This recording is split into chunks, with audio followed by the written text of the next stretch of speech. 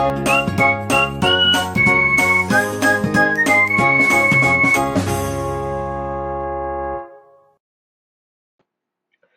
Everyone, welcome to my channel medico prime education. आज है हमारा लेक्चर नंबर 2 और इस लेक्चर में हम लोग बात करेंगे tools of the recombinant DNA technology. ठीक है, आर डीएनए टेक्नोलॉजी। ठीक है, इसके बारे में हम लोग पूरा टूल्स के बारे में आज डिस्कस करेंगे। इसके आने वाले लेक्चर्स में हम लोग डिस्कस करेंगे प्रोसेस के बारे में। ठीक है, सारा प्रोसेस कैसे किस तरह से डीएनए रिकॉम्बिनेंट डीएनए टेक्नोलॉजी होता है। ठीक है, उसके अगले आने वाले लेक्चर में हम लोग एप्लीकेशंस के बारे में, अब जो ये हम लोग प्रोसेस और टूल्स पढ़ते हैं ना, उसका अप्लाई करके हम लोग को प्रोडक्ट मिलता है, जेनेटिक प्रोडक्ट। ठीक है, तो वो हम लोग आगे देखेंगे। तो जैसा कि आपको पता है कि मैं पिछले पिछले लेक्चर में क्या बता दिया, पिछले लेक्चर में आप लोग को मैं बताया था कि ये है हमारा फॉरेन डीएनए। ठीक है, ये है हमारा फॉरेन डीएनए। इस डीएनए का जो मटेरियल है, इस डीएनए का जो प्रोडक्ट, मतलब इस डीएनए का जो होता है ना, क्या कहते हैं उसको, जो मुझे चाहिए, जो क्वालिटी चाहिए, वो डीएनए, वो क्वालिटी का प्रोडक्ट मुझे चाहिए। तो इस क्वालिटी को हम लोग, इस डीएनए को बोलते हैं फॉरेन डीएनए। ठीक है, फॉरेन डीएनए। अब फॉरेन डीएनए को ले जाने के लिए कोई वेक्टर डीएनए होना चाहिए। तो ये है तेरा वेक्टर डीएनए, जो मोस्टली क्या होता है, प्लाज्मिड। ठीक है, तो इस वेक्टर डीएनए होना चाहिए। तो इस वेक्टर डीएनए को हम लोग सबसे पहले कट करेंगे। ठीक है, इसको भी कट करेंगे। तो सबसे पहला हमारा जो टूल्स क्या हो सकता है, सबसे पहला टूल्स हमारा हो सकता है फॉरेन डीएनए। ठीक है, दूसरा क्या यूज हो सकता है, वेक्टर डीएनए। ठीक है, वेक्टर डीएनए। तीसरा क्या यूज होगा, अब जब हम लोग इसको काटेंगे तो इसको हम लोग सेम आरी से काटेंगे, मतलब आरी, मतलब वो आरी, आरी रेस्ट्रिक्शन एंडोन्यूक्लियस जिसको बोलते हैं। ठीक है, या फिर जिसको रेस्ट्रिक्शन एंडोन्यूक्लियस का मैंने एग्जांपल बताया था, इको आर1। दोनों को हम लोग इको आर1 से ही काटेंगे। तो इसको काटने के बाद मेरे पास ये फ्रेगमेंट मिला। ठीक है, ये फ्रेगमेंट मिला, ये फ्रेगमेंट मिला। अब इस जो फ्रेगमेंट पे जो अच्छा क्वालिटी का है, मतलब जो कंपेटेबल है, वो इसके जो काट दिए, ये देखो इस तरीके से को काट दिए। ठीक है, अब इसको इसमें हम लोग कंपेटेबल के अकॉर्डिंग इसमें डाल देते हैं। ठीक है, तो ये देखो इसको हम लोग इसमें डाल चुके हैं। तो इसको इंसर्ट करा दिए। तो इंसर्ट कराने के बाद मेरे पास क्या बना, रिकॉम्बिनेंट डीएनए बना। ठीक है, रिकॉम्बिनेंट डीएनए यहाँ पर बना, है ना। चलो, तो सबसे पहले हमें क्या चाहिए, हमें चाहिए रेस्ट्रिक्शन एंडोन्यूक्लियस, या फिर और भी तरह के एंजाइम्स चाहिए। ठीक है, और भी तरह के इसके लिए एंजाइम चाहिए। अब ये जो डीएनए है, ये ऐसे ही थोड़ी मिलता रहेगा। आपको पहले क्या करना पड़ेगा, इसके सेल बॉडी को हटाना पड़ेगा, इसके प्लाज्मा मेम्ब्रेन को हटाना पड़ेगा, न्यूक्लियर मेम्ब्रेन को हटाने पर फिर डीएनए मिलेगा। तो उस सबको हटाने के लिए और भी एंजाइम मुझे जरूरत में आती है। व्हीकल डीएनए हो गया, डिजायर डीएनए हो गया। अब ये जो डीएनए है, इसमें अब इसको किसी एक होस्ट का जरूरत होता है। तो ये एक होस्ट होता है, तो एक होस्ट का भी जरूरत होता है, जिसके अंदर हम लोग ये जेनेटिक डिजायर्ड जीन जो है वो इसमें इंट्रोड्यूस करते हैं। ठीक है, तो एक एक करके हम लोग देखते हैं कि जो सबसे पहला है हमारे पास एंजाइम्स के बारे में। ठीक है, तो क्या क्या है, एंजाइम्स हो सकता है, व्हीकल डीएनए हो सकता है, desired DNA and host cell हो सकता है। एंजाइम में तीन तरह का एंजाइम, चार तरह का एंजाइम हमें देखना है। लाइसिंग एंजाइम, ऐसा एंजाइम जो ब्रेक डाउन करता है। ठीक है, मतलब हाइड्रोलाइसिस करता है। ठीक है, दूसरा है तोड़ता है, एंजाइम जो बॉन्ड को तोड़ता है। तीसरा है सिंथेस, जो बॉन्ड बनाता है। और जो दो को जोड़ने वाला एंजाइम होता है। ठीक है, तो हम लोग देखते हैं सबसे पहले लाइसिंग एंजाइम, मतलब क्या होता है, जो मेम्ब्रेन होता है उसको लाइस करते हैं। ठीक है, तो बैक्टीरियल सेल बेसिकली किससे लाइज होता है, लाइसोजोम से, लाइसोजाइम से। ठीक है, प्लांट सेल किससे लाइज होता है, सेलुलेज या पैक्टिनेज। तुम्हें पता है प्लांट सेल वॉल किससे बना होता है, सेलुलोज या पैक्टिन से बना होता है। तो इसके लिए क्या यूज होता है, सेलुलेज या पैक्टिनेज यूज करेंगे। तीसरा है हमारे पास फंगल सेल, फंगल सेल के लिए काइटिन का बना होता है। तो क्या मैं बोलेंगे, काइटिनेज के थ्रू ही डाइजेस्ट करते हैं इसको। ठीक है, तो उसको डाइजेस्ट कर दिए। अब जब सेल वॉल डाइजेस्ट कर दिए, तो उसका सेल, ये है तेरा सेल वॉल, ये डाइजेस्ट हो गया। ठीक है, तो अब इसके अंदर प्लाज्मा मेम्ब्रेन बचा हुआ है। ठीक है, और ये न्यूक्लियस है, और न्यूक्लियस के अंदर जेनेटिक मटेरियल होगा। ठीक है, चलो, तो एक तरह का ये एंजाइम हो गया। दूसरा है हमारे पास क्लीवेज एंजाइम। क्लीवेज एंजाइम जो अभी आपको बताया कि ये डीएनए है, इस डीएनए पे कट लगाना है। इस डीएनए को कट लगाने के लिए जो एंजाइम यूज करते हैं उसको बोलते हैं क्लीवेज एंजाइम। ठीक है। अब ये कट दो तरह का हो सकता है, ठीक है। अब ये कट कितने तरह का तरीके का हो सकता है, या तो आप साइड से कट करोगे, एंड ऑफ द डीएनए से कट करोगे, या फिर आप मिडिल या स्पेसिफिक इनसाइड में कहीं भी पोजीशन डीएनए के कट करोगे, स्पेसिफिक पोजीशन। तो स्पेसिफिक पोजीशन पे अगर कट करते हैं उसको बोलते हैं एंडोन्यूक्लियेज। अगर साइड से डीएनए के साइड से कट करते हैं उसको बोलते हैं एक्सोन्यूक्लियेज। ठीक है, ये बात समझ में आ रही है? ठीक है। तो एंडोन्यूक्लियस का ही एक टाइप है जिसको बोलते हैं रेस्ट्रिक्शन एंडोन्यूक्लियस। ठीक है, तो हम लोग बेसिकली अभी रेस्ट्रिक्शन एंडोन्यूक्लियस के बारे में डिटेल में पढ़ेंगे, ठीक है, क्योंकि इस पे क्वेश्चन आते हैं और इसका नेमिंग भी हम लोग देखेंगे अभी, है ना। तो रेस्ट्रिक्शन एंजाइम जो है वो बेसिकली एंडोन्यूक्लियस एंजाइम का जो ग्रुप होता है, क्लास होता है, उस पे हम लोग डिसाइड करते हैं, उस पे डिसाइड करता है ये, ठीक है। रेस्ट्रिक्शन एंजाइम्स आर यूज्ड, ये रिकॉम्बिनेंट, ये बेसिकली वही जो सब कुछ बताया वही होता है, ठीक है। अब एक चीज का खास बात है कि ये जो एंजाइम है ये कट करता है एक पैलिंड्रोमिक सीक्वेंस में, ठीक है। पैलिंड्रोमिक सीक्वेंस पे कहने का मतलब ये है कि मान लो आप कुछ सीक्वेंस लिखते हो, आप कोई सीक्वेंस लिखते हो कि जैसे कि मैडम, जैसे कि आप लिखते हो मैडम, ठीक है। तो यहां से पढ़ो MADAM, इधर से पढ़ो MADAM। तो देखो हमारा डीएनए है, हमारा डीएनए है वो 5' to 3' जाता है, 3' to 5' जाता है, तो ये सीक्वेंस है हमारा डीएनए। तो 5' से 3' जाने में और 3' to 5' जाने में 4 से 8 न्यूक्लियोटाइड का जो रेस्ट्रिक्शन साइट होता है, इसी को हम लोग बोलते हैं पैलिंड्रोम। क्या बोलते हैं इसको? पैलिंड्रोम। रिस्ट्रिक्शन साइट होता है ये। पैलिंड्रोम एक तरह का रेस्ट्रिक्शन साइट है जिसपे रेस्ट्रिक्शन एंडोन्यूक्लियस एक्ट करता है, ठीक है। मतलब हम लोग या तो 5' to 3' पढ़ते हैं या फिर दोनों स्टैंड ऑफ द डीएनए, अगर 5' to 3' अगर पढ़ते हैं तो क्या बोलते हैं कि ये पैलिंड्रोम है। सेम आना चाहिए दोनों तरफ पढ़ने में, ठीक है ना। चलो, तो ये समझ में आ गया पैलिंड्रोम का मतलब, है ना। नेक्स्ट है हमारा, अब इसका फंक्शन क्या होता है। देखो ये रेस्ट्रिक्शन एंडोन्यूक्लियस एंजाइम बैक्टीरिया में पाया जाता है, तो बैक्टीरिया में ऐसे ही नहीं पाया जाता होगा, कुछ तो रीजन होगा कि बैक्टीरिया में पाया नहीं जाता हो, मतलब पाया जाता है, ठीक है। तो देखो बैक्टीरिया में जो पाया जाता है आरी, इससे हम लोग आइसोलेट करते हैं। ये एक तरह का बैक्टीरियोफेज के अगेंस्ट एडेप्टेशन है। बैक्टीरियोफेज एक तरह का वायरस है, ठीक है। बैक्टीरियोफेज एक तरह का वायरस है जिसके अगेंस्ट ये एडेप्टेशन प्रोवाइड करके रखा है कि इस पे एक्ट ना करे। ये क्या करता है, अपने आप को मिथाइलेशन, मिथाइल मतलब अपने बैक्टीरियल डीएनए है, इसमें क्या कर देता है मिथाइलेशन, जिससे कारण उसका मॉडिफिकेशन हो जाता है। और उसका जो क्रोमोसोमल डीएनए है, जैसे कि मान लो इसके अंदर आरी है, ये आरी इसके डीएनए को भी काट सकता है, लेकिन इसमें क्या करता है मिथाइलेशन कर देता है, जिसके कारण ये अपना रेस्ट्रिक्शन, ये जो इसका अंदर में जो रेस्ट्रिक्शन एंडोन्यूक्लियस एंजाइम है, ये इसके डीएनए को कट नहीं कर पाता है, ठीक है। समझ में आई बात। अब ये सब चीजें से फंक्शन थी। अब हम लोग कुछ इसके बड़े फैक्ट जानते हैं कि जो फर्स्ट एंडोन्यूक्लियस है, तो आपको इतना कहानी नहीं लिखना, आपको बस इतना लिखना है कि फर्स्ट एंडोन्यूक्लियस कौन है, हिंड 2, ठीक है, याद रखो इसको, फर्स्ट एंडोन्यूक्लियस हिंड 2, ठीक है। समझ में आ गई बात, इसमें कुछ नहीं याद रखा, फर्स्ट एंडोन्यूक्लियस हिंड 2, ठीक है। It was found that the hind 2 was always cut the DNA particular point में रिकॉर्ड। अब सब मैं बताऊंगा, ठीक है, जो सीक्वेंस ऑफ 6 बेस पेयर होता है मैं एक चार्ट में पूरा बताऊंगा, ठीक है। Specific sequence is known as recognition sequence for Hind 2। तो इसको क्या बोलते हैं, रिकॉग्निशन। अब मैं डिस्कस करने वाला हूँ। नेक्स्ट तुम्हें क्या याद रखना पॉइंट कि रेस्ट्रिक्शन एंडोन्यूक्लियस इको R1, ये किसने डिस्कवर किया था, आर्वर स्मिथ एंड नाथन ने, ठीक है। कौन डिस्कस किया था, डिस्क्राइब किया था, डिस्कवर्ड किया था, आर्वर स्मिथ एंड नाथन, ठीक है। बिसाइड हिंड 1, हिंड 2 हमारे पास 900 रेस्ट्रिक्शन एंडोन्यूक्लियस है जो कि आइसोलेटेड करे जा सके। कितने स्ट्रेन से, 230 strains of the bacteria. Bacteria का अलग अलग स्ट्रेन होता है ना, उस स्ट्रेन से 220 स्ट्रेन से हम लोग अभी 900 रेस्ट्रिक्शन एंडोन्यूक्लियस आइसोलेट कर चुके हैं। और ये क्वेश्चन बार बार आता है, ठीक है, ये स्टेटमेंट वाइज क्वेश्चन यहाँ पर में बन के आता है, बहुत इंपॉर्टेंट क्वेश्चन है, ठीक है।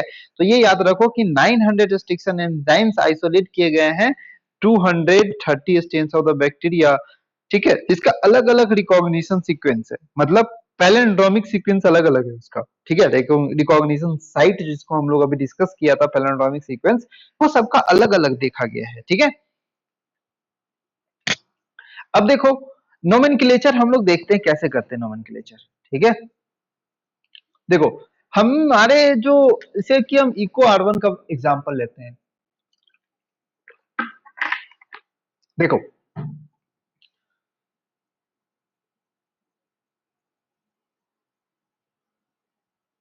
ये है तेरा इको R1, ठीक है। जो पहला लेटर है वो बैक्टीरिया से आता है, बैक्टीरिया से आता है। बैक्टीरिया का कौन सा पार्ट? जीनस वाला पार्ट, ठीक है। तो ये जो पहला लेटर है ये बैक्टीरिया का जीनस वाला पार्ट होता है, ठीक है। ये बैक्टीरिया का कौन सा पार्ट होता है? जीनस वाला पार्ट होता है। ये दूसरा और तीसरा, सेकेंड एंड थर्ड जो लेटर है ये बैक्टीरिया का, ये भी बैक्टीरिया का होता है। ये बैक्टीरिया का कौन सा पार्ट होता है? स्पीसीज वाला पार्ट होता है, ठीक है। और ये आर क्या इंडिकेट करता है? ये आर इंडिकेट करता है स्टेन के बारे में, ठीक है। ये आर जो है ये इंडिकेट करता है, जो फोर्थ लेटर है वो क्या इंडिकेट करता है? स्टेन के बारे में, ठीक है। जैसे कि स्टेन के बारे में ये डिपेंड करता है, मतलब दिखाता है, ठीक है। जैसे कि इस इको R1 का बात करें तो स्क्लेरिया कोलाई जो होता है ये RY, ये स्क्लेरिया कोलाई RY13 का स्टेन है, ठीक है। RY13 स्टेन से किया गया हुआ है इसको, इको R1, इस इको R का, ठीक है। समझ में आ गया? तो हम लोग ये दिखाते हैं। और वन, वन क्या डिफाइन करता है कि इसका एंजाइम का ऑर्डर डिफाइन करता है, मतलब उस स्टेन से किस ऑर्डर में एंजाइम को आइसोलेट किया गया हुआ है, ठीक है। उस स्टेन से किस ऑर्डर में एंजाइम को आइसोलेट किया गया हुआ है, ठीक है। ये दिखाता है। समझ में आ गया? ये इको R1, इसको क्या बोलेंगे? Eco R1। तो समझ में आ गया? तो लास्ट जो नंबर होगा उसको नॉर्मल न्यूमेरिकल से डिनोट करेंगे, जिसमें हम लोग देखते हैं signifies the order in which the enzymes were isolated from that strain of the bacteria, ठीक है। जो मेन मोस्ट इंपॉर्टेंट है भाई ये रिस्ट्रिक्शन एंडोन्यूक्लियस है। एक क्वेश्चन रिस्ट्रिक्शन एंडोन्यूक्लियस से स्टेटमेंट वाइज नहीं तो कुछ ना कुछ आता है, ठीक है। यहीं से क्वेश्चन आ सकता है, यहां से भी क्वेश्चन आ सकता है ना। तो ये भी याद रखो, ये स्टेटमेंट वाइज क्वेश्चन ये सब बन सकता है ना। चलो देखो, अब हम लोग देखते हैं कि रेस्ट्रिक्शन एंडोन्यूक्लियस एंजाइम किस तरह से वर्क करता है, ठीक है। तो वो अब क्या करेगा? वर्क का मतलब वो तो काटेगा, ठीक है। वो तो काटेगा। काटने का दो तरीका होता है। अगर फ्री एंड से काटा तो स्टिकी एंड बनाता है, ठीक है। और फ्री एंड से नहीं काटता है तो ब्लंट एंड बनाता है, ठीक है। नॉन स्टिकी एंड बनाएगा या फिर ब्लंट एंड बनाएगा, ठीक है। तो क्या करता है? देखो ये तरीका देखो, ये हमारे पास पूरा जो एनसीईआरटी का डायग्राम है हमारे पास, है। तो देखो ये सीक्वेंस देख रहे हो, ये जो सीक्वेंस है, ये सीक्वेंस देखो और ये सीक्वेंस देखो। अब इस सीक्वेंस में क्या लिखा हुआ है? GAATTC। यहां से लिखो GAATTC। थोड़ा सा उल्टा हो गया, एक मिनट। GAATTC। तो देखो हम लोग यहां से पढ़ो GAATC घटक, ठीक है। ऐसे याद रखो इको R1 का है ये सीक्वेंस, बहुत इंपॉर्टेंट है इको R1 का सीक्वेंस। एटलीस्ट एक सीक्वेंस तो याद ही रखो, क्योंकि एनसीईआरटी में यही डिफाइन, यही डिस्क्राइब किया है, इसी को लेकर डिस्क्राइब किया है, ठीक है। तो अगर हम लोग डीएनए का एक कोई सीक्वेंस लेते हैं तो 5' to 3' लेते हैं और 3' to 5' लेते हैं। तो 5' से 3' चलते हैं, 5' से 3' चलते हैं, तो हमें जो सीक्वेंस मिलता है सेम तरह का सीक्वेंस बोलता है। इस तरह के सीक्वेंस को क्या बोलते हैं? Palindromic sequence. जो हमारा रेस्ट्रिक्शन एंडोन्यूक्लियस एंजाइम है यहीं पे एक्ट करेगा, यहीं कहीं ना कहीं काटेगा, या तो यहाँ काटेगा, यहाँ काटेगा, कहीं काटेगा। डिपेंड करता है कि किस तरह का रेस्ट्रिक्शन एंडोन्यूक्लियस है, किस तरह का आरई है, ठीक है। किस तरह का आरई है। तो एक चीज याद रखो, जो फॉरेन डीएनए है और वेक्टर डीएनए दोनों सेम आरई से कट होगा, हमेशा का हमेशा। कभी भी प्रोसेस अगर हम लोग लेते हैं ना, मैं बताऊंगा इंसुलिन वाले में, ठीक है। इंसुलिन का जो एग्जांपल होगा तो उसमें हम लोग सेम डीएनए से कट करेंगे। GAATTC हो गया हमारे पास, ठीक है। GAATTC, अब देखो इधर से पढ़ो GATTC। तो ये क्या करता है? ये क्या करता है? ये इधर से कट करेगा, यहाँ पे एक कट लगाएगा, यहाँ पे एक कट लगाएगा, मतलब G और A के बीच में और G और A के बीच में ही कट लगाएगा। तो ये क्या फ्री एंड पे कट लगा रहा है, मतलब साइड से कट लगा रहा है, ठीक है, एकदम कोने पे जाके कट लगा रहा है। तो क्या बन रहा है हमारे पास, कट लगा दिए तो देखो ये कहाँ उड़ गया, और यहाँ पे कट लगाए तो देखो यहाँ पे कट लगाए तो बस ये उड़ गया, ठीक है, और यहाँ पे कट लगा है तो ये उड़ गया, ठीक है। अब इस ये जाके इससे बाइंड कर जाएगा, ये जाके क्या करेगा, इससे बाइंड कर जाएगा, ठीक है। तो यहाँ पे कट लगा है तो यहाँ का जी उड़ गया, और यहाँ पे कट लगा है तो ऊपर वाला उड़ गया, ठीक है ना, तो ये सारा उड़ जाएगा, हटा देगा, ठीक है। तो ये कट लगाने का कोशिश ट्राई करता है। अब ये कट लगाया तो देखो ये इस तरीके से जाके जुड़ गया, तो ये जो स्टिकी एंड बनता है, ठीक है, इसमें क्या बनता है, स्टिकी एंड का फॉर्मेशन होता है, ठीक है। फ्री एंड और स्टिकी एंड, तो दो तरीके से, जो पहला तरीका मैं बता रहा हूँ वो स्टिकी एंड का प्रोडक्शन करता है, ठीक है। तो रेस्ट्रिक्शन एंडोन्यूक्लियस एंजाइम क्या करता है, कट करता है little away from the centre of palindromic site, ठीक है, थोड़ा सा पैलिंड्रोमिक साइट से थोड़ा सा दूर साइड में जाके कट करता है, लेकिन सेम, मतलब अगर अपोजिट स्टैंड में अगर जी और ए के बीच में कट लगा रहा है, जी और ए के बीच में कट लगा रहा है, तो नीचे भी जी और ए के बीच में ही कट लगाएगा, ठीक है, मतलब between the same two bases of the two opposite strand के बीच में, ठीक है। जिसके कारण क्या होता है, कुछ पोर्शन जो होता है एंड पे बच जाता है, ओवर हैंगिंग स्ट्रेचेस बोलते हैं इसको, क्या बोलते हैं इसको, ओवर हैंगिंग स्ट्रेचेस, जिसको बोलते हैं स्टिकी एंड। तो यही स्टिकी एंड को क्या बोलते हैं, ओवर हैंगिंग स्ट्रेचेस, ठीक है, इसी स्टिकी ओवर हैंगिंग स्ट्रेचेस, ठीक है। क्योंकि यहाँ पे क्या होता है, हाइड्रोजन बॉन्ड बनना होता है। देखो ये जो दो न्यूक्लियोटाइड आपस में जुड़ते हैं हाइड्रोजन बॉन्ड से ही जुड़ते हैं ना, तो यहाँ पे हाइड्रोजन बॉन्ड बनना होता है टू द कॉम्प्लीमेंट्री पार्ट। तो यहाँ पर में तुम्हें अपने आप दिखता हुआ नजर आएगा कि ये आपस में इसके कॉम्प्लीमेंट्री आएगा, तभी तो ये जुड़ेगा, ठीक है। तो ये आपस में ये कॉम्प्लीमेंट्री आएगा, तो ये दोनों आपस में आके जुड़ जाता है, ठीक है।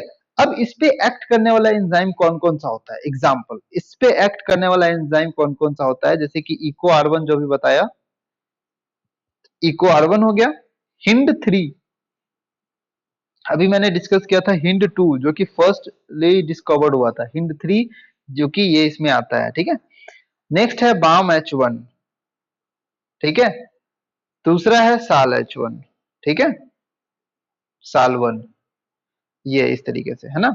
तो ये है हमारे पास पूरा मैकेनिज्म, और ये जुड़ गया, अब ये क्या बना दिया, रिकॉम्बिनेंट डीएनए का फॉर्मेशन कर दिया, है ना। तो इस तरीके से बनता है, समझ में आ गई बात।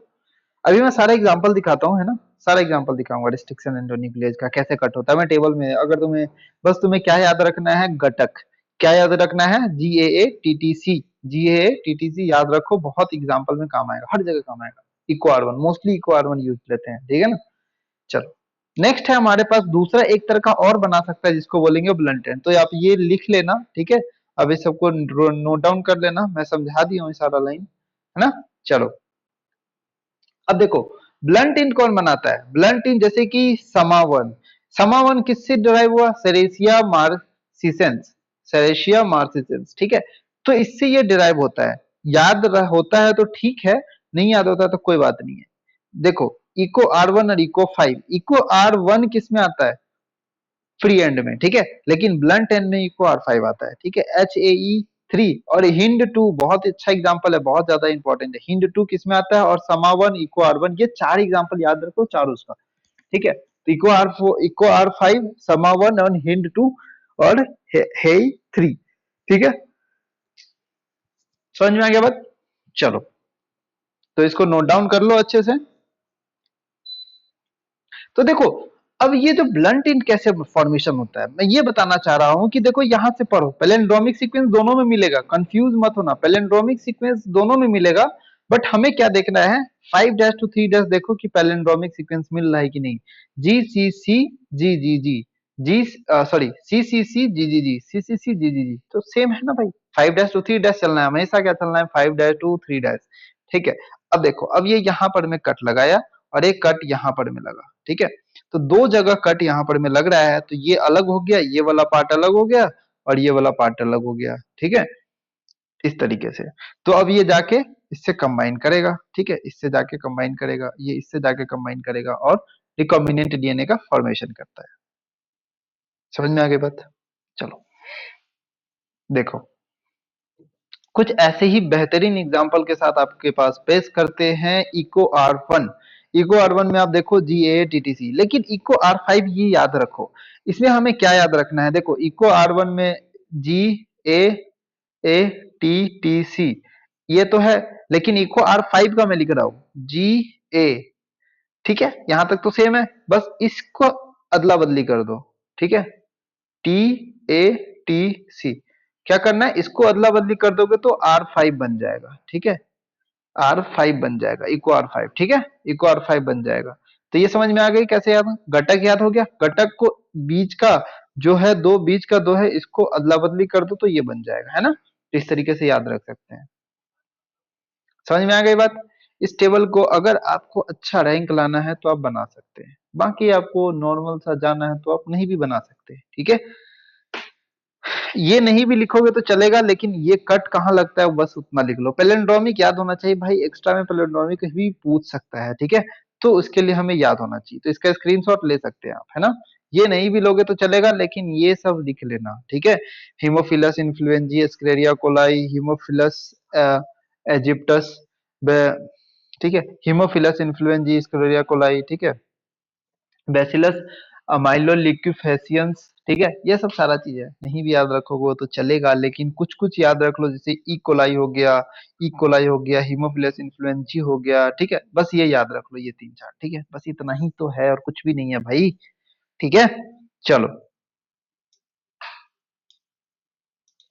देखो, तो हमारा यहाँ पे समाप्त होता है रेस्ट्रिक्शन एंडोन्यूक्लियस। अब हम लोग कुछ और एंजाइम के बारे में याद करते हैं, जैसे कि कुछ एंजाइम होता है सिंथेसाइजिंग एंजाइम, जैसे कि रिवर्स ट्रांसक्रिप्टेज एंजाइम हो गया, जो कि डीएनए से क्या बनाता है, आरएनए का फॉर्मेशन करता है, ठीक है। कॉम्प्लीमेंट्री सॉरी, आरएनए से क्या बनता है, डीएनए का फॉर्मेशन करता है, ठीक है। तो रिवर्स ट्रांसक्रिप्टेज एंजाइम हो गया, ठीक है, जो कि डीएनए से, सॉरी डीएनए बनाता है आरएनए से, डीएनए पॉलीमरेज जो कि कॉम्प्लीमेंट्री डीएनए से, डीएनए का टेम्पलेट से कॉम्प्लीमेंट्री डीएनए का स्ट्रैंड का फॉर्मेशन करता है, तो ये सब सारा सिंथेसाइजिंग एंजाइम होता है। तो आपको इतना नहीं लिखना है, आपको बस लिखना है एग्जांपल, ठीक है। ज्वाइनिंग एंजाइम का एग्जांपल क्या होता है, जो दो डीएनए फ्रेगमेंट्स को क्या करता है, आपस में ज्वाइन करता है by the enzyme DNA ligase, ठीक है। तो इसको किसको, इसको बोलते हैं मॉलिक्यूलर ग्लू बोलते हैं, ये इंपॉर्टेंट क्वेश्चन है, किसको बोलते हैं, DNA ligase is also known as molecular glue, ठीक है। वेक्टर डीएनए और व्हीकल डीएनए, वेक्टर डीएनए और व्हीकल डीएनए में क्या अंतर है भाई, एक ही चीज है, ठीक है, कंफ्यूज नहीं होना है।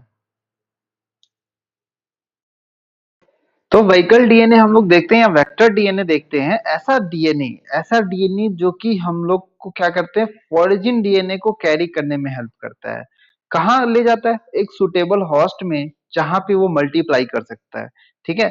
तो वहां पर में बहुत सारा कॉपी बनाता है होस्ट में, ठीक है, ये जो होस्ट है इसमें बहुत सारा कॉपी बनाता है, ठीक है।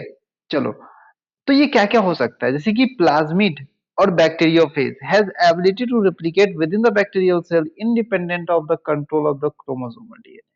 तो इसका फीचर्स क्या क्या हो सकता है ना, इसका फीचर्स क्या क्या हो सकता है, सबसे पहले हम लोग देखते हैं ओराई साइट होना चाहिए, मतलब इसके पास ओरिजिन ऑफ रेप्लिकेशन होना चाहिए, ठीक है। ओरिजिन ऑफ रेप्लिकेशन होने का मतलब क्या है कि ऐसा, मतलब ओराई साइट होता क्या है, ओराई साइट ऐसा क्या, ऐसा पॉइंट जहां से रेप्लिकेशन स्टार्ट होता है उसको बोलते हैं ओराई साइट, ठीक है। तो ये क्या करता है, ये कॉपी नंबर को कंट्रोल करने में हेल्प करता है, ठीक है। ये क्या करता है, जो लिंक्ड डीएनए उसमें कॉपी नंबर को कंट्रोल करता है। तो अगर मान लो कि हमें बहुत सारा कॉपी नंबर चाहिए, ठीक है, तो ये मतलब हमें क्या करना है कि जिसका कॉपी नंबर हाई है, मतलब वो ज्यादा से ज्यादा रेप्लिकेशन कर रहा है, ठीक है, जो ज्यादा से ज्यादा रेप्लिकेशन कर रहा है, हमें उस क्लोन को हम लोग सिलेक्ट करना चाहिए, वो वेक्टर को हम लोग सिलेक्ट करना चाहिए, ठीक है। तो दूसरा है हमारे पास क्या है, दूसरा है हमारे पास सेलेक्टेबल मार्कर, ठीक है। ये in addition to ori the vectors require the selectable marker which helps in identifying and eliminating the non transformant and selectively permeating the growth of the transformant। तो ये क्या करता है, देखो सेलेक्टेबल मार्कर का मतलब क्या है कि ये मतलब सिलेक्शन प्रोसेस की तरह हेल्प करता है, कैसे, कि तुम मान लो कि ये दो मीडियम रखे हो, ठीक है, ये ए मीडियम है और ये बी मीडियम है। ए मीडियम में तुम्हें क्या है, ए मीडियम में ऐसा चीज है जो कि मान लो एक एक्स है और एक वाई है, ठीक है। ए मीडियम में ऐसा चीज है जो एक्स को मार सकता है, ठीक है, ये एक्स को मार सकता है। ये बी है ऐसा चीज है जो वाई को नहीं मार सकता है। तो जब इसको एक्स को डालते हैं तो इसको मार देगा और इसको ये नहीं मारेगा। तो मतलब अगर मार दे रहा है ये तो क्या ट्रांसफॉर्मेशन कर रहा है। अगर ये नहीं मर रहा है तो इसकी तरह ये तो ये नॉन ट्रांसफॉर्मेंट है, ठीक है। इस तरीके से तो इसको थोड़ा सा लिंक करो कि मान लो अभी मैं बताऊंगा प्रोसेस में इसका यूज आपको तभी ज्यादा क्लियर होगा, है ना। तो ये अभी याद रखो कि ये आइडेंटिफाई करता है, मतलब ये एलिमिनेट करता है ट्रांसफॉर्मेंट को और नॉन ट्रांसफॉर्मेंट को, ठीक है। समझ में आई बात, इतना भी याद रखो। बाकी मैं डिस्कस जब प्रोसेस डिस्कस करूंगा ना, जब ट्रांसफॉर्मेशन का प्रोसेस, उसमें आपको ज्यादा अच्छे से क्लियर होगा, ठीक है। चलो, जैसे कि इसका एग्जाम्पल याद रखो, बहुत इंपॉर्टेंट एग्जाम्पल है, क्वेश्चन आता ही आता है इस लाइन से, ठीक है। जैसे कि क्लोरो एम्फिनिकॉल, एम्फिसिलिन और टेट्रासाइक्लिन, ठीक है, कानामाइसिन, ये याद रखो, ठीक है। ये सब सिलेक्टेबल मार्कर है किसका, इकोलाई के लिए, है ना। Enzymes forming gene are also act as selectable marker, जैसे कि लैक जेड जीन भी बताऊंगा, ठीक है।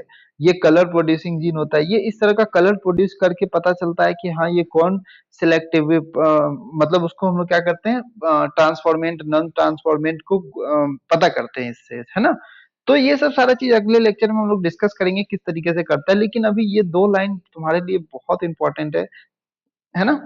चलो, इसका फंक्शन क्या है ये याद रखना है, नॉन ट्रांसफॉर्मेंट को एलिमिनेट करता है और selectively permeate the growth of the transformant, ठीक है। इसका एग्जांपल क्या क्या है, एम्पिसिलिन और क्लोरोएम्फिनिकॉल, टेट्रासाइक्लिन, कानामाइसिन, ठीक है। ये सब सिलेक्टेबल मार्कर है इकोलाई के लिए, लेकिन कोई ऐसा सिलेक्टेबल मार्कर है जो एंजाइम प्रोड्यूसिंग जीन को कंट्रोल करता है, जिसको बोलते हैं सिलेक्टेबल मार्कर, जिसको लैक जेड बोलते हैं, ठीक है। समझ में आ गया। देखो, एक इंपॉर्टेंट पॉइंट है कि नॉर्मली ई कोलाई के पास कोई रेसिस्टेंट जीन नहीं होता इस सब के अगेंस्ट एंटीबायोटिक्स, ये अपने आप बनता है, ठीक है। समझ में आई बात। चलो, देखो और समझते जाओ। रेस्ट्रिक्शन साइट बताया कि in order to link the DNA, DNA को लिंक करने के लिए वेक्टर्स को क्या होना चाहिए, रिकॉग्निशन साइट होना चाहिए, जिसको हम लोग रेस्ट्रिक्शन एंजाइम्स बोलते हैं, जो कि रेस्ट्रिक्शन एंजाइम जहां पे यूज होता है ना वहां पे। तो एलियन डीएनए को वहां पर में क्या करते हैं, या फिर वेक्टर डीएनए जो बाहर से आया फॉरेन डीएनए, उसको रेस्ट्रिक्शन साइट पे जो प्रेजेंट होता है, उसको दो एंटीबायोटिक रेसिस्टेंट जीन के अगेंस्ट उसको लाइगेशन करते हैं, ठीक है।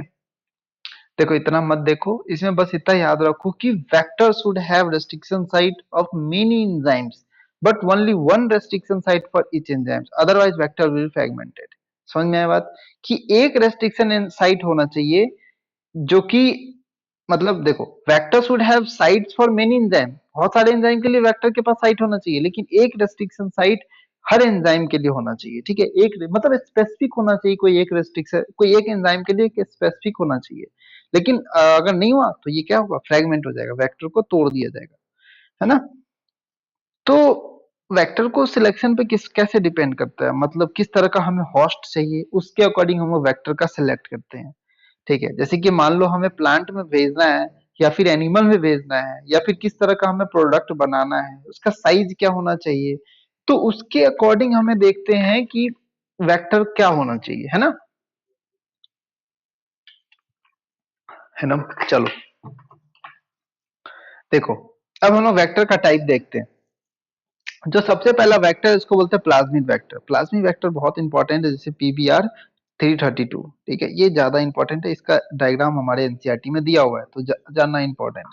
तो प्लाज्मिड क्या होता है, प्लाज्मिड में पहले लेक्चर में ही बताया कि एक एक्स्ट्रा क्रोमोसोमल डीएनए होता है, ठीक है, सर्कुलर डीएनए एक्स्ट्रा क्रोमोसोम, ये तो नॉर्मल डीएनए जो बैक्टीरिया में प्रेजेंट होता है। तो ये तेरा है प्लाज्मिड, ये तेरा क्या है, प्लाज्मिड बैक्टीरिया का, ठीक है ना। तो ये डबल स्टैंडर्ड होता है, सर्कुलर होता है, एक्स्ट्रा क्रोमोसोमल डीएनए होता है, ये सारा इंपॉर्टेंट प्रॉपर्टी है इसका कि ये सर्कुलर होता है, डबल स्टैंडर्ड होता है, जो कि बैक्टीरिया में पाया जाता है, और ये इंडिपेंडेंटली रेप्लिकेट करता है। तो ये चार प्रॉपर्टी याद रखो, विच कैन रेप्लिकेट इंडिपेंडेंटली, ठीक है, ये याद रखो। प्लाज्मिड में अब क्या करते हैं, इस प्लाज्मिड को हम लोग बाहर ले आते हैं, ठीक है। अब इसको पहले तोड़ना पड़ेगा, कौन सा एंजाइम यूज करेंगे बैक्टीरिया के लिए, बैक्टीरिया के लिए कौन सा एंजाइम यूज करेंगे, सेलुलेज, प्लांट के लिए यूज करते हैं, ठीक है। बैक्टीरिया के लिए कौन सा एंजाइम मैंने देखा था, जल्दी बताओ। लाइसोजाइम, ठीक है ना। चलो, तो देखो, जो मैंने पहले बताया वो सब याद रहना चाहिए, बात यही है, ठीक है ना। क्योंकि वो सब सारा चीज ही यूज आएगा, जो जो मैं बता रहा हूँ ना, आगे यूज आता जाएगा, आगे यूज आता जाएगा, ऐसा चलता है यहाँ पे बायोटेक्नोलॉजी में। तो प्लाज्मिड को हम लोग सबसे पहले बैक्टीरिया से बाहर निकालते हैं, ठीक है। उसको डिजायर्ड डीएनए से कंबाइन करते हैं, पहले उसको काटते हैं, फिर उसको डिजायर्ड डीएनए से कंबाइन करते हैं by the help of DNA ligase. DNA ligase को क्या बोलते हैं? मॉलिक्यूलर ग्लू, क्योंकि इसको दो डीएनए को आपस में जोड़ते हैं इसमें, ठीक है। तो जो हमारे पास बन के आता है, क्या बन के आता है? रिकॉम्बिनेंट प्लाज्मिड या रिकॉम्बिनेंट डीएनए या काइमेरिक प्लाज्मिड बन के आता है, ठीक है। अब इसका एग्जांपल क्या हो सकता है? PBR332, ये बैक्टीरिया में जीन ट्रांसफर के लिए हेल्प करते हैं। PUC18 और PUC18 और PBR32, PUC18 और PBR322। और दूसरा है हमारे पास TI plasmid, tumour inducing plasmid, RI plasmid, ठीक है। ये सब डाइकॉट प्लांट के लिए यूज करते हैं, यहां से भी क्वेश्चन आता है, बहुत इंपॉर्टेंट है, ठीक है। देखो, ये है तुम्हारे पास PBR322 का एग्जाम्पल, ठीक है। तो हमारे पास क्या याद रखना है? देखो, सबसे पहले तुम्हें आइडेंटिफाई करना है कि तुम्हें ओआरआई साइट होना चाहिए, ये ओरिजिन ऑफ रेप्लिकेशन है, बैक्टीरिया के पास एक ही ओरिजिन ऑफ रेप्लिकेशन होता है, सबको पता है, ठीक है। दूसरा है तेरा यहां पर एक साइट है रूप साइट, ठीक है, ROP, है ना। एक मिनट,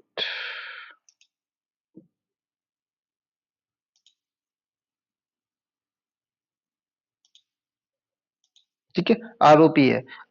ROP के अंदर क्या है? PVU3, PVU2, ठीक है। तो अब तुम्हें दो एंटीबायोटिक रेसिस्टेंट जीन देखना पड़ेगा, ये है तेरा एम्पिसिलिन रेसिस्टेंट जीन और टेट्रासाइक्लिन रेसिस्टेंट जीन, तो ये दो रेसिस्टेंट जीन है। तो हम लोग कट कहाँ लगाते हैं? कट यहीं पे लगाते हैं, ठीक है। ये कट लगाएंगे तो टेट्रासाइक्लिन रेसिस्टेंट जीन उड़ जाएगा। अब जब हम इसको टेट्रासाइक्लिन रेसिस्टेंट जीन उड़ गया, तो क्या हम इसको टेट्रासाइक्लिन में डालते हैं? तो टेट्रासाइक्लिन में डालने के बाद जिंदा रहेगा? क्यों नहीं रहेगा ना इसका जिंदा। क्यों? क्योंकि इसका टेट्रासाइक्लिन रेसिस्टेंट जीन इसका डिलीट हो चुका है। तो हम लोग इसको बोलते हैं कि अगर इसमें देखो, अगर इसमें जीन एक्स है, अब ये जीन एक्स इसमें हमें डाल चुके हैं, तो ये रिकॉम्बिनेंट बन चुका है। तो इसको हम लोग, अगर ये मर जाता है तो हम इसको बोलेंगे रिकॉम्बिनेंट, लेकिन अगर ये जिंदा रहता है तो इसको बोलेंगे नॉन ट्रांसफॉर्मेंट, क्योंकि इसमें ये गया ही नहीं है, इंसर्शन ही नहीं हुआ है, तो ये नॉन ट्रांसफॉर्मेंट हो गया, ठीक है। लेकिन वही इसको, अगर इसको हम लोग एम्पिसिलिन एम्पिसिलिन रेसिस्टेंट जीन में अगर डालते हैं, जो कि मीडियम में, एम्पिसिलिन मीडियम में, तो ये जिंदा रहता है। क्यों? क्योंकि इसके पास ampicillin resistant gene already present है, लेकिन हम लोग कट किसको किए हैं? टेट्रासाइक्लिन रेसिस्टेंट को। बात समझ में आ रही है? ठीक है। तो अभी ये डायग्राम याद करना बहुत इंपॉर्टेंट है, ये जो डायग्राम है ये याद करना बहुत इंपॉर्टेंट है, ठीक है। देखो, हमें स्टार्ट करना है टेट्रा एम्पिसिलिन रेसिस्टेंट जीन पे, AMPR याद बोलेंगे हम लोग, ठीक है। AMPR पे याद करेंगे तो दो याद रखेंगे, PVU and PST। PVU PST देखो दोनों में वन है, ठीक है, और इधर भी वन है, वन वन याद रखो, ठीक है। तो बाम वन एंड साल वन, ठीक है, बाम वन एंड साल वन, PVU एंड PST दोनों P से स्टार्ट हो रहा है, लेकिन यहाँ पर में PVU ऊपर है, तो रूप में क्या होगा? PVU2 होगा, ठीक है। रूप में क्या होगा? PVT होगा। तो ऐसे याद रखो, पहले एम्पिसिलिन से स्टार्ट करो, फिर टेट्रासाइक्लिन में बामवन एंड सालवन, फिर उसके बाद क्लेवन, हिंड3 एंड इको R1। सबसे पहले क्या होगा? इको R1, फिर क्लेवन, फिर हिंड3, ठीक है। ऐसे याद रखना है हमें। चलो, तो ये तो दो तीन बार आप बनाना, डायग्राम याद हो जाएगा, है ना। अब कुछ तरह के वायरस है, वो हमें क्या यूज की तरह मतलब जैसे पहला तो प्लाज्मिड हो गया वेक्टर के लिए, ये प्लाज्मिड हो गया। अब दूसरा है हमारे पास वेक्टर। कुछ वेक्टर होते हैं, कुछ वेक्टर ऐसे होते हैं जैसे कि वायरस, सॉरी, कुछ वायरस होते हैं जो कि वेहिकल डीएनए की तरह काम करते हैं, जैसे बैक्टीरियोफेज डीएनए, ये वेक्टर डीएनए के जीन ट्रांसफर के लिए हेल्प करते हैं। इसका जो मोस्ट इंपॉर्टेंट है, जो इसको बोलते हैं लैम्डा बैक्टीरियोफेज और M13 बैक्टीरियोफेज, ठीक है। ये एक तरह का रेट्रोवायरस है जो कि जीन ट्रांसफर में यूज किया जाता है एनिमल सेल में, ठीक है। रेट्रोवायरस एनिमल सेल में यूज किया जाता है जीन ट्रांसफर के लिए। तो अलग अलग बैक्टीरिया का प्लाज्मिड का साइज होता है, तो मैंने बताया कि साइज भी डिपेंड करता है, ठीक है। साइज पे भी ट्रांसफर जो होता है वो साइज पे भी डिपेंड करता है। तो प्लाज्मिड का साइज कितना होता है, 0.5 to 8, बैक्टीरियोफेज लैम्डा का 9 to 32 KB side insert size, ठीक है। कॉस्मिड का 30 to 45, बीएसी का 500 to 300 और वाईएसी का 1000 टू 1000 से 2500 तक, ठीक है ना। तो ये याद रखना है ना। चलो, अब है हमारा अंतिम डिजायर्ड डीएनए या फिर एलियन डीएनए। कुछ नहीं भाई, डिजायर्ड डीएनए या फॉरेन डीएनए, जो डीएनए को हम लोग, मतलब जिस डीएनए का हम लोग कॉपी बनाना चाहते हैं, ठीक है। तो if the DNA which is transferred from one organ to another by combining it with the vehicle DNA, तो इसको क्या करते हैं, वेहिकल डीएनए से कंबाइन करते हैं और कॉम्प्लीमेंट्री डीएनए का फॉर्मेशन करते हैं। कॉम्प्लीमेंट्री डीएनए को हम लोग लिखते हैं स्मॉल सी स्क्वायर्ड डीएनए, ठीक है, इस तरह से लिखते हैं। तो कॉम्प्लीमेंट्री डीएनए हमेशा क्या बनाता है, with the help of reverse transcriptase के हेल्प से भी बनाया जाता है, ठीक है, एमआरएनए टेम्पलेट पे। तो रिवर्स ट्रांसक्रिप्टेज कब एक्ट करता है, जब आरएनए से क्या बनेगा, डीएनए का फॉर्मेशन करेगा, तो रिवर्स ट्रांसक्रिप्टेज एक्ट करेगा। तो C DNA form through the reverse transcription is shorter than the actual in vivo gene because of the absence of introns and non coding regions. समझ में आ गई बात। चलो, सिंथेसाइजिंग डीएनए, एसडीएनए, ये आर्टिफिशियली सिंथेसाइज डीएनए है, जैसे कि कॉर्नबर्ग ने सिंथेसाइज किया था, फर्स्ट सिंथेटिक डीएनए बनाया था कॉर्नबर्ग। खुराना साहब ने क्या बनाया था कि ये first artificial DNA without template बनाया था। ये थोड़ा सा इंपॉर्टेंट है क्योंकि पहले आ चुका है, ठीक है, बाकी इसमें कुछ भी इंपॉर्टेंट नहीं है। सी डीएनए का प्रॉपर्टी याद रखो कि सी डीएनए किससे बनता है, रिवर्स ट्रांसक्रिप्टेज डीएनए से बनता है, रिवर्स ट्रांसक्रिप्शन से बनता है, ठीक है। समझ में आया बात। और इसमें इंट्रॉन्स और नॉन कोडिंग रीजन्स, एक्सॉन्स, इसमें क्या होते हैं, एब्सेंट होते हैं, ठीक है। इंट्रॉन्स और नॉन कोडिंग कोडिंग रीजन्स होते हैं, एब्सेंट होते हैं, ये याद रखो, ये 3 पॉइंट क्वेश्चन बनने चाहिए बस आपके, है ना। ये सब सारा पॉइंट्स है। This cell is used as a host cell, क्या होता है जिसमें हम लोग जो डीएनए क्लोनिंग, मतलब डीएनए क्लोनिंग का मतलब क्या होता है भाई, डीएनए क्लोनिंग, जैसे कि ये तेरा होस्ट सेल है, इसमें हम लोग डाल दिए ये डीएनए, जो रिक्वायर्ड डीएनए जो हमने रिकॉम्बिनेंट डीएनए, अब इसको इसमें डाल दिए, तो इसमें अभी क्या करेगा, मल्टीप्लाई करेगा। ये एनिमल सेल हो सकता है, प्लांट सेल हो सकता है, बैक्टीरियल सेल हो सकता है, फंगल सेल हो सकता है, ईस्ट हो सकता है, ठीक है। तो समझ में आ गई, ये सारा टूल्स है। मैंने आपको एक एक करके सारा इंपॉर्टेंट पॉइंट्स भी बताया है इसमें कि क्या आपको याद रखना चाहिए, क्या नहीं याद रखना चाहिए, ठीक है। एंजाइम का सारा नाम याद रहना चाहिए, मैं एक बार और फिर रिपीट कर देता हूँ। फिर उसके बाद आपको रेस्टिशन एंडोन्यूक्लियस में आपको याद रखना चाहिए सारा, जो पैलेंड्रोमिक सीक्वेंस क्या होता है। फिर उसके बाद फंक्शन याद रखना चाहिए, मिथाइलेशन, ये बोर्ड में आता है, ये जो चीज है ना, ये बोर्ड में आता है, ये एक्सप्लेन वाई करके बोर्ड में आता है, ठीक है। चलो, फर्स्ट ये यहाँ से क्वेश्चन बनेगा, फर्स्ट सेक्शन एंडोन्यूक्लियस, और ये लास्ट का पॉइंट में, ठीक है। ये यहाँ से बन सकता है क्वेश्चन नोमेनक्लेचर से। फिर उसके बाद आपको ये सब छोड़ के आपको सीधा एग्जांपल पूछेगा, स्टिकी एंड कौन बनाता है, इक्वार्बन, हिंड 3 एंड बामवन एंड साल्वन, इक्वार्बन, हिंड 3 एंड बामवन एंड साल्वन, ठीक है। दूसरा क्या बनाता है, ये किस तरीके से बनता है, ये डायग्राम याद रखना भाई, ये डायग्राम डायरेक्ट हटा देगा, ये यहाँ पर इसको गायब कर देगा, इसको गायब कर देगा, इसको गायब कर देगा, ठीक है। और या फिर इसको भी गायब कर सकता है, तो ये याद होना चाहिए, GAATTC किसका होता है, इको R1 का, ठीक है। और समावन CCGG, इको R5 का बता दिया, रिवर्स कर दो बीच का दो A और T को, ठीक है। ये देखो, आप इसको ले सकते हो स्क्रीनशॉट, इसमें से क्वेश्चन आ सकता है। यहाँ पे सिंथेसाइजिंग एंजाइम में तुम्हें क्या याद रखना है, रिवर्स ट्रांसक्रिप्टेज और डीएनए पॉलीमरेज। जॉइनिंग एंजाइम में डीएनए लाइगेज जिसको बोलते हैं मॉलिक्यूलर ग्लू। फिर तेरा वेक्टर डीएनए का क्या क्या फीचर हो सकता है, ओराई साइट होना चाहिए, ठीक है। दूसरा है सिलेक्टेबल मार्कर होना चाहिए, ओराई साइट होना चाहिए। अब सिलेक्टेबल मार्कर क्या क्या एग्जांपल है, एम्पिसिलिन, क्लोरोएम्फेनिकोल, टेट्रासाइक्लिन, क्योंकि ये ट्रांसफॉर्मेशन नॉन ट्रांसफॉर्मेशन में सिलेक्शन में हेल्प करता है ना। दूसरा है, तीसरा है तेरा रेस्ट्रिक्शन साइट, जहां पे रेस्ट्रिक्शन एंडोन्यूक्लियस एक्ट करता है, वेक्टर एक्ट करता है, ठीक है।